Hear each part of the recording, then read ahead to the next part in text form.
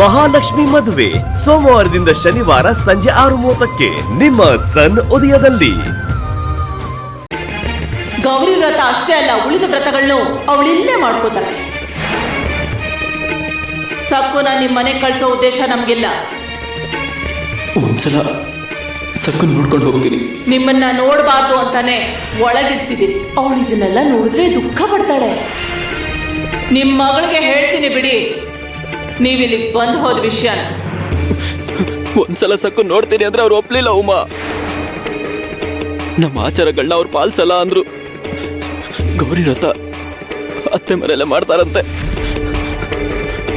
ಅವ್ರ ಅಂತಸ್ತಿಗೆ ತಕ್ಕ ಹಾಗೆ ನಾವು ಆಡಂಬರದಿಂದ ಮಾಡಕ್ಕಾಗಲ್ಲ ಅಂದ್ರು. ಅದ್ ನಿಜನೇ ಅಲ್ವಾ? ಅದಕ್ಕೆ ಸಕ್ಕುನ್ ಕಳ್ಸಲ್ಲ ಅಂದ್ರು. ಅಂದ್ರೆ ನಮ್ಮ ಮನ್ಸಲ್ಲಿರೋ ಅನುಮಾನ ನಿಜ ಅಂತ ಸಾಬೀತಾಯ್ತಲ್ವಾ ರೀ? ನಮ್ ಸಕ್ಕು ಅತ್ತೆ ಮನೇಲಿ ಸಂತೋಷವಾಗಿಲ್ಲ ರೀ. ನೀವು ಅಷ್ಟು ದೂರ ಕೂಡ ಹೋಗಿ ಅವಳನ್ನ ಭೇಟಿ ಮಾಡಿಲ್ಲ ಅಂತ ಗೊತ್ತಾದ್ರೆ ತುಂಬಾ ದುಃಖ ಪಡ್ತಾಳೆ ರೀ. ನಮ್ ಸಕ್ಕು ತುಂಬಾ ಚಿಕ್ಕ ಹುಡುಗಿ ಕಣೋ. ಅವಳಿಗೆ ಅಮ್ಮ, ಈಗ ಅವಳು ನಮ್ ಸಕ್ಕು ಅಲ್ಲ ಅಂತ ಅವ್ರು ಹೇಳಿದ್ರು.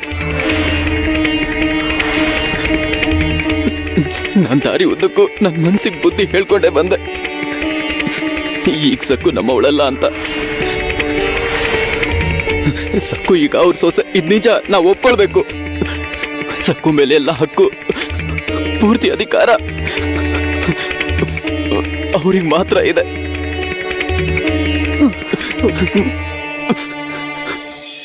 ಬಾಲಕೃಷ್ಣ ನನ್ನ ಭೇಟಿಯಾಗಿದ್ದಾನೆ. ಅದಕ್ಕೆ ಈ ಕೊಳಲೆ ಮುಖ್ಯವಾದ ಸಾಕ್ಷಿ. ನಿಜವಾಗ್ಲೂ ನನ್ನ ಭ್ರಮೇಲಿ ಇಲ್ಲ.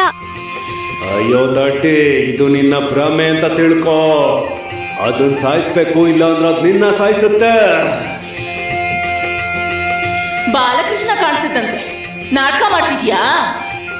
ನೀವು ನಂಬಿದ್ರು ನಂಬದೇ ಇದ್ರು ಬಾಲಕೃಷ್ಣ ಅವಾಗ್ಲೇ ಇಲ್ಲಿಗೆ ಬಂದಿದ್ದ. ನಾವಿಬ್ರು ಆಟ ಆಡಿದ್ವಿ, ಮಾತಾಡ್ಕೊಂಡ್ವಿ. ಸಕ್ಕು, ನಮ್ಮಿಬ್ರ ಮಧ್ಯೆ ಒಂದು ರಹಸ್ಯ ಇದೆ. ನೀನು ಇದನ್ನ ಯಾರಿಗೂ ಹೇಳ್ಬಾರ್ದು, ಸರಿನಾ? ನಾನು ಈ ರಹಸ್ಯನ ಯಾರಿಗೂ ಹೇಳಲ್ಲ, ಸರಿನಾ?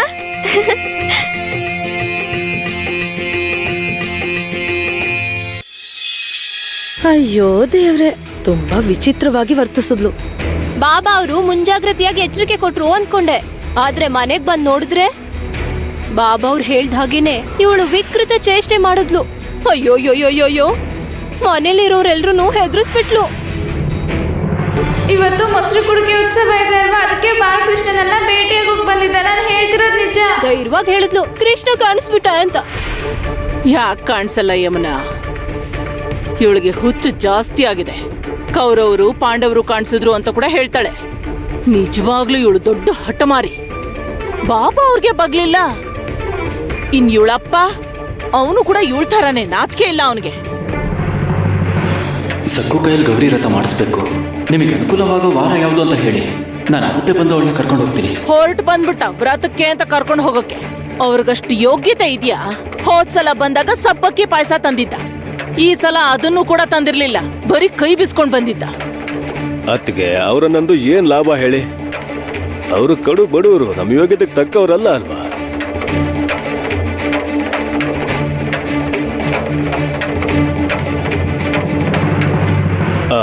ಅದೇನಂದ್ರೆ, ಬೇಕು ಬೇಕು ಅಂತಾನೆ ಆ ಕುಟುಂಬ ಜೊತೆ ಸಂಬಂಧ ಬೆಳೆಸಿ ಆ ಹುಡುಗಿನ ಸೊಸೆಯಾಗಿ ಮಾಡ್ಕೊಂಡ್ವಿ.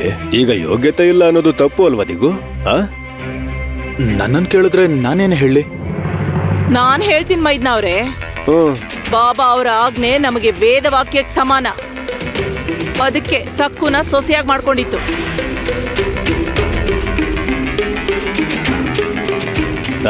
ನಿಜಾನೇ, ಅವ್ರ ಮಾತನ್ನ ನಾವು ಕೇಳಲೇಬೇಕು.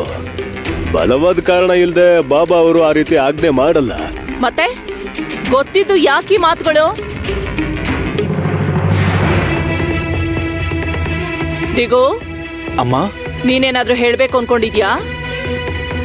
ಅಮ್ಮ, ಅದು ನಾನು ಗೊತ್ತಾಯ್ತು. ನೀನೇನ್ ಹೇಳ್ಬೇಕು ಅನ್ಕೊಂಡಿದ್ಯಾ, ನಿನ್ ಮನ್ಸಲ್ಲಿ ಏನಿದೆ ಅಂತ ನನಗೆ ಗೊತ್ತಾಗೋಯ್ತು.